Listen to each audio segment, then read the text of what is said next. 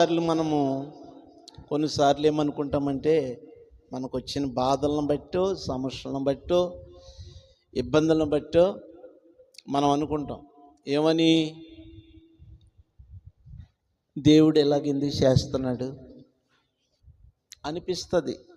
నిజంగా చెప్పాలంటే ఈ విషయానికి అందరం కూడా అలాగే అనుకుంటాం లేదా చెప్పండి. బాధ వచ్చినప్పుడు మనం అనుకుంటాం, దేవుడు ఎందుకు ఇలా చేస్తున్నాడు, దేవుడు ఎందుకు ఇలాంటి బాధలు, దేవుడు ఎందుకు ఇలా చేస్తున్నాడు, ఈ కష్టాలు ఏంటి, ఈ శోధనలు ఏంటి, ఈ ఇబ్బందులు ఏంటి అని మనం బాధపడుతూ ఉంటాం. అందుకని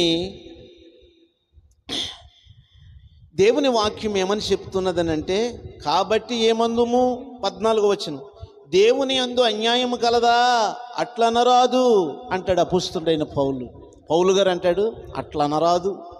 దేవునికి స్తోత్ర. అట్లా అనరాదు. అందుకు మోషేతో ఇలాగ చెప్పుతున్నాడు. ఎవరు? దేవుడు చెప్తున్నాడంట.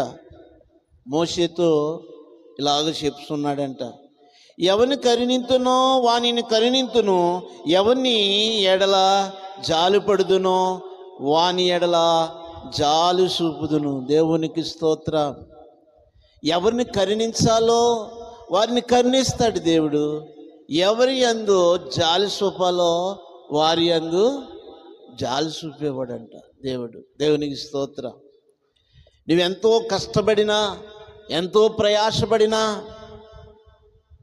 ఎంత బాధపడినా, ఎన్ని శ్రమలు, ఎన్ని శోధనలు లేకుంటే నువ్వెంతో ప్రయాసపడినా